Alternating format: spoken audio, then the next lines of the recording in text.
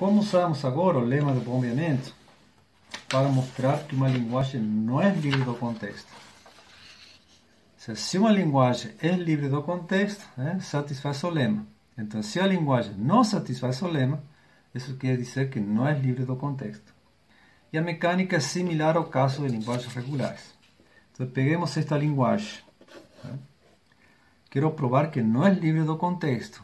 A demonstração é por contradição, novamente. Então, suponha que sim é livre do contexto. Se é livre do contexto, pelo lema, existe um valor de P, que é comprimento do bombeamento, tal que podemos subdividir, certo, qualquer cadeia W comprida, etc, etc. Então, suponha que P é o comprimento do bombeamento, que eu não sei o valor de P. Agora tenho que escolher uma cadeia de teste, uma cadeia da linguagem. Eu vou escolher essa. Essa cadeia pertence a essa linguagem. Por quê? Porque a quantidade de A, B e C é a mesma.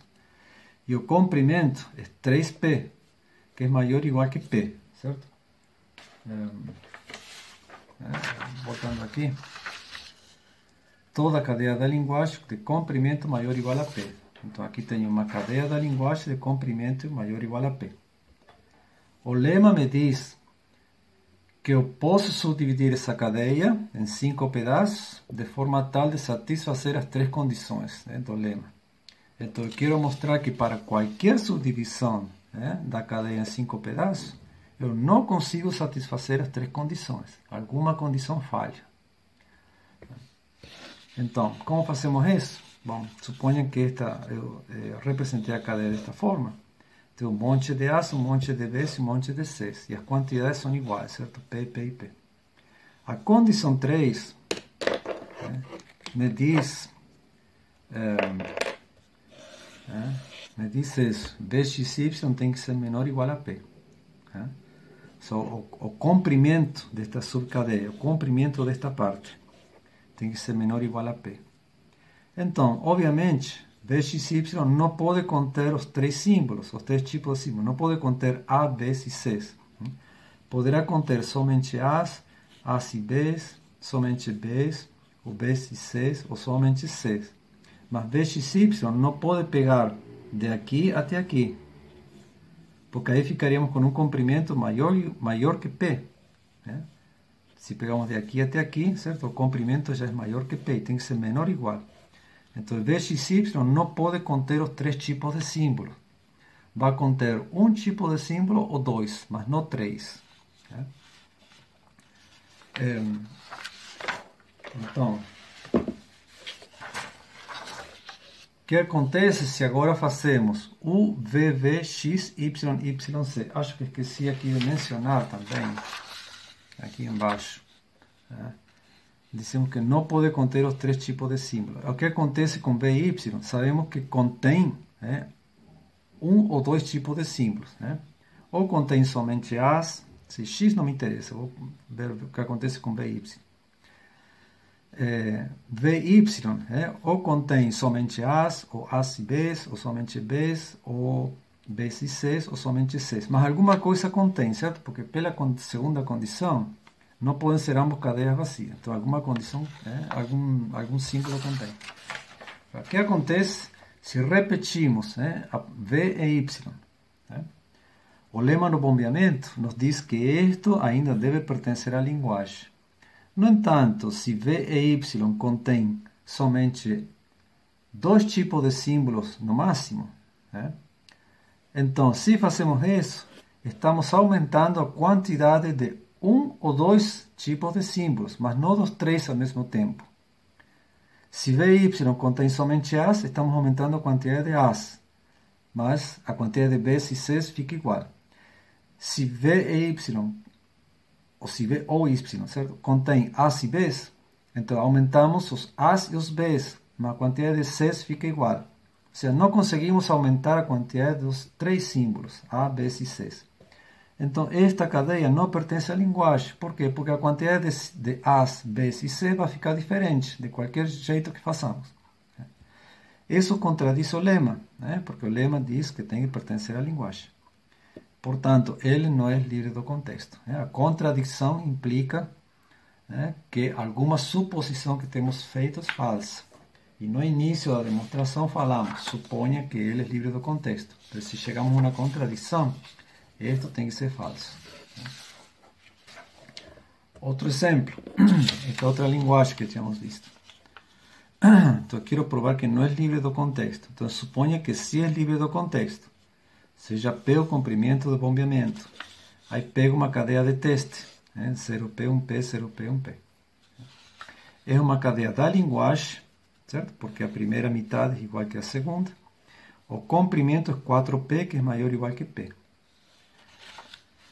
Agora, eu quero mostrar que não consigo satisfazer as três condições do lema.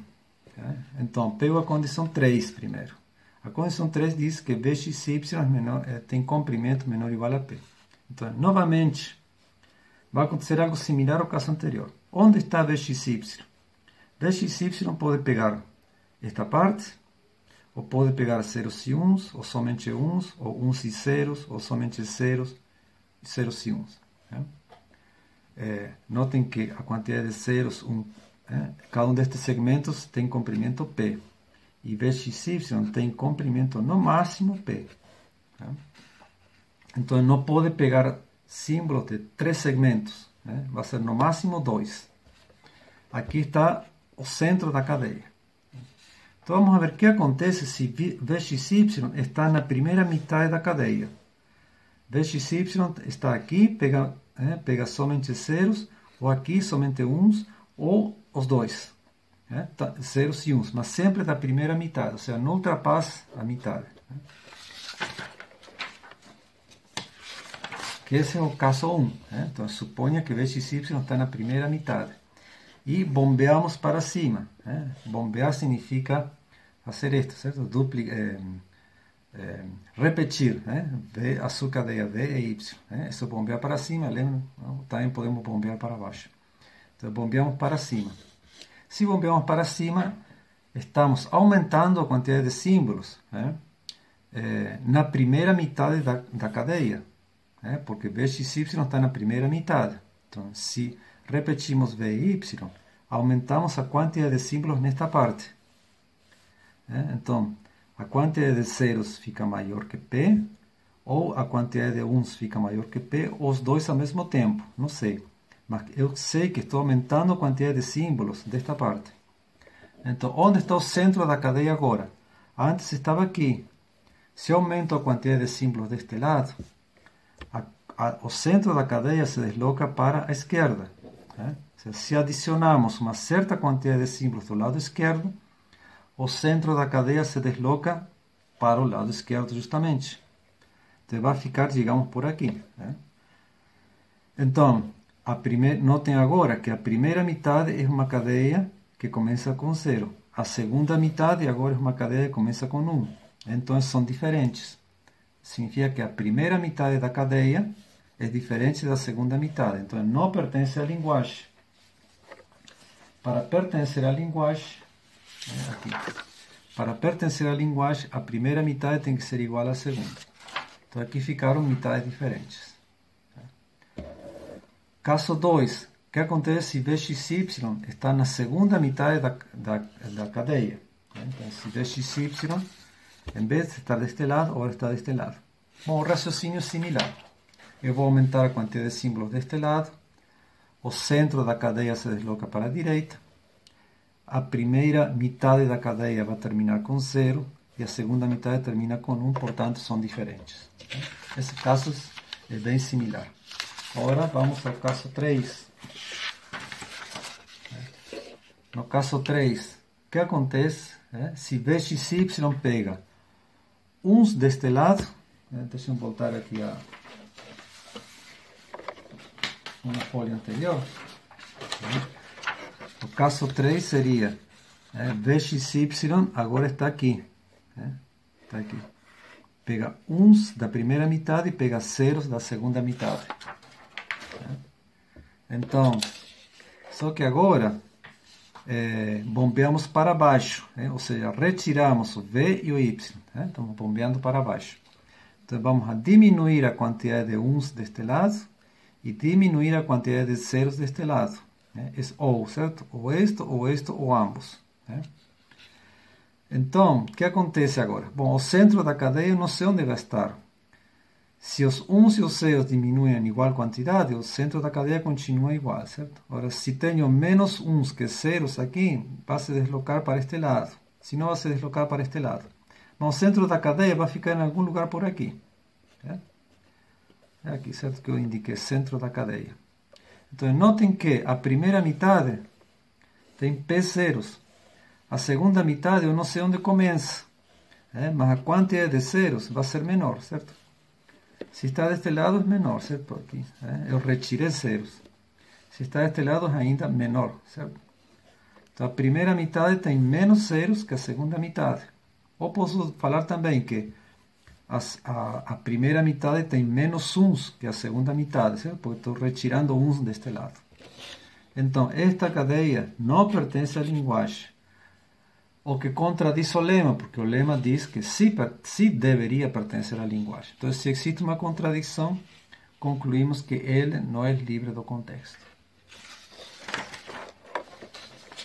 Bom, isso conclui nosso estudo das linguagens livres do contexto.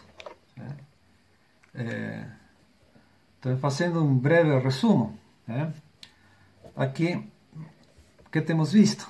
Ok, voltemos outra vez às regulares, certo? Já sabíamos que AFDs, AFNs e expressões regulares eram modelos computacionais equivalentes. E as linguagens desses modelos é a classe das linguagens regulares.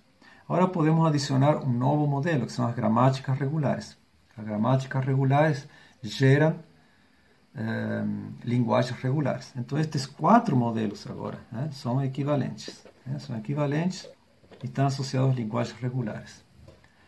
E temos visto as gramáticas livres do contexto e os autômatos com pilha não determinísticos, que também são modelos equivalentes. Podemos passar de um para o outro. São equivalentes e as linguagens desses modelos são as linguagens livres do contexto. Vimos outras gramáticas, mas as outras gramáticas não nos interessam, certo? Só as livres do contexto. Então, o que acontece com nossa hierarquia de linguagens? Até o capítulo anterior tínhamos visto que, dado um alfabeto, temos o conjunto de todas as linguagens possíveis e dentro delas existia um subconjunto que são as linguagens regulares.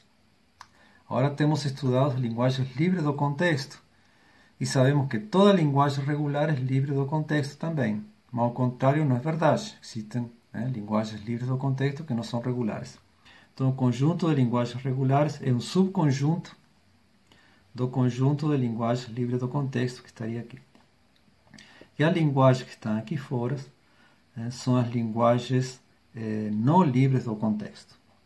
Notem que isto vai ficando similar à hierarquia de Chomsky que tínhamos visto. Na hierarquia de Chomsky tínhamos aqui as gramáticas de tipo 3, que eram as gramáticas regulares, depois as gramáticas livres do contexto e depois outras gramáticas mais abrangentes. Então, aqui estou está repetindo aquela hierarquia, só que com linguagens agora.